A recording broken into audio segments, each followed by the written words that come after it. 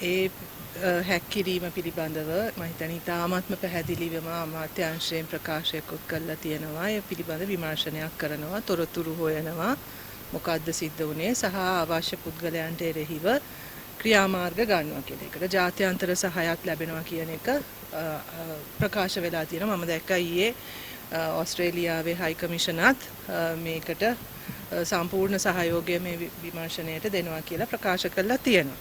ඉතින් ආණ්ඩුව පැත්තෙන් අපි කළ යුතු දේ කරනවා. විපක්ෂය ටිකක් දැන් පුරුදු වෙලා ඉන්නේ නිකන් සැක ඇත්ත වගේ ප්‍රකාශ කරන්න උත්සාහයක්නේ. ඒක අපිට ඒගොල්ලොන්ගේ පැත්තෙන් තේරුම් ගන්න පුළුවන්. ඒගොල්ලොන්ට කරුණු නැතිකොට කරුණ මොනවා හරි දේවල් හදලා හරි කියලා අවධානය ගන්නනේ උත්සාහ කරන්නේ නේද? ඉතින් ඒකද විපක්ෂයේ කාර්යභාරය කියන එක මේ රටේ ජනතාව තීරණය කරන්න ඕනේ.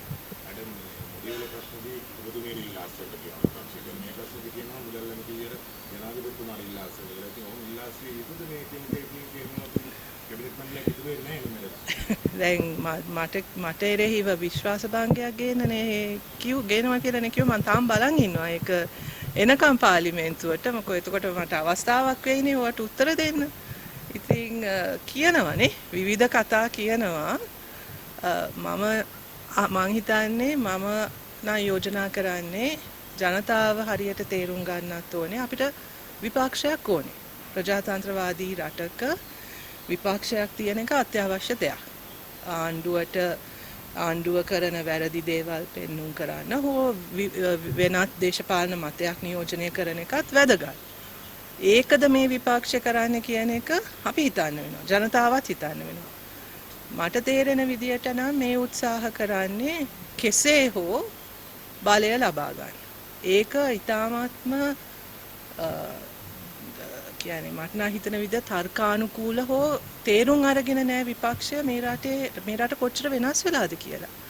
මේ රටේ ජනතාව කොච්චර වෙනස් වෙලාද එහෙම දේශපාලනයක් නෙවෙයි බලාපොරොත්තු වෙන්නේ කියන එක විපක්ෂය තාම හරියට තේරුම් අරගෙන නැහැ. ඒක තේරුම් අරගෙන විපක්ෂයේ කාර්යභාරය හරියට කරනවා නම් අපි සියලු දෙනාටම හොඳයි.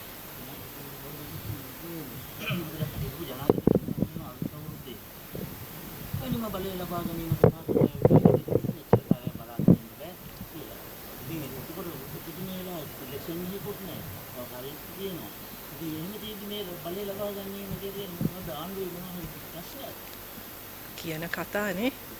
ඉතින් ඕනේ කෙනෙක්ට අදහස් ප්‍රකාශ කරන්න පුළුවන්. ප්‍රජාතන්ත්‍රවාදී රටක ආණ්ඩු බලය මාරු වෙන්නේ මැතිවරණ හරහා. එතකොට මැතිවරණයකදී අපි තරඟ වැදිලා ජනතාව තෝරාගනි කවුද මේ රටේ පාලනය බාර ගන්න ඕනි කියලා. ඉතින් එතකොට තීරණය වෙයි.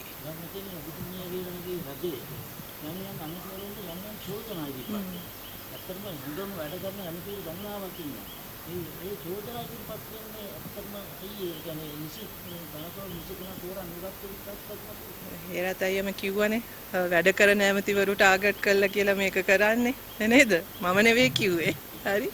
ඒ කියන්නේ එතනත් මොකද්ද වෙන්නේ කියන එක මම හිතන්නේ අපිට තේරුම් ගන්න පුළුවන්. මේ මොකද්ද මේ කරන්නේ කියලා එක අතකින් උත්සාහ කරනවා මේ විදියට හරි ආණ්ඩුව අධෛර්යමත් කරන්නනේ මේ උත්සාහ කරන්නේ. එහෙම අධෛර්යමත් වෙන ආණ්ඩුවක් නෙවෙයි අපි. එහෙම අධෛර්යමත් වෙන කණ්ඩායමක් නම් අද අපි ආණ්ඩු බලය ගන්නෙ නැහැ. ඉතින් ඒ නිසා අපි කියන්නේ කළා බලන්න.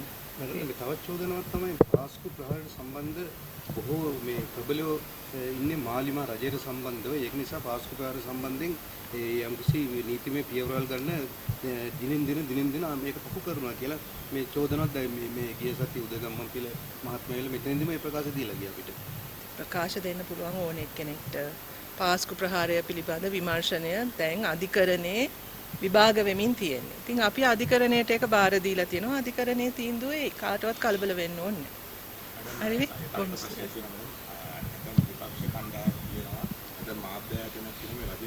මර්ධනය කරන්න උත්සාහයක් දරනවා කියලා විශේෂයෙන්ම සමහර ආද්‍ය නාලිකා. ඉතින් මේ සම්බන්ධයෙන් මේකනේ. මේ සම්බන්ධයෙන් ඔබතුමීගේ අදහස මොකක්ද? රජය ඇත්තටම මෙහෙම දෙයකට උත්සාහයක් කරනවද? එහෙම කරනවා නම් ඔබතුමාලාට මෙහෙම ඉන්න බෑ නේද? අපි ඉතින් ඕන වෙලාවක මාධ්‍යයට අවස්ථාව දීලා තියෙනවා. හැබැයි මාධ්‍යයටත් තියෙනවා වගකීමක්. මාධ්‍යයටත් වගකීමක් තියෙනවා හරියට වාර්තා කරන්න. ඉතින් ඒක වෙන්නේ නැත්තම් මම හිතන්නේ ජනතාවම ප්‍රතික්ෂේප කරයි අපි මුකුත් කරන්න ඕනේ නැහැ. ඉතින් ඒ නිසා ඔය මර්ධනය කියලා කෑ ගහන්නෙත් කවුද කියන එක චුට්ටක් හොයලා බැලුවොත් ඒකේ පිටිපස්සේ තියෙන වෙන අරමුණු මං හිතන්නේ හෙලිදරව් වෙනවා. පිළිබඳව ගොඩක් දෙනෙක් උසස් අධ්‍යාපන අමාත්‍යතුමියත් ගරු ඔබතුමියම විශ්වවිද්‍යාල ශිෂ්‍යයෙක් මෙසේජ් ළඟන ඕනේ අධ්‍යාපන මේ විෂය පතන් වෙනස් කරන්න කියලා.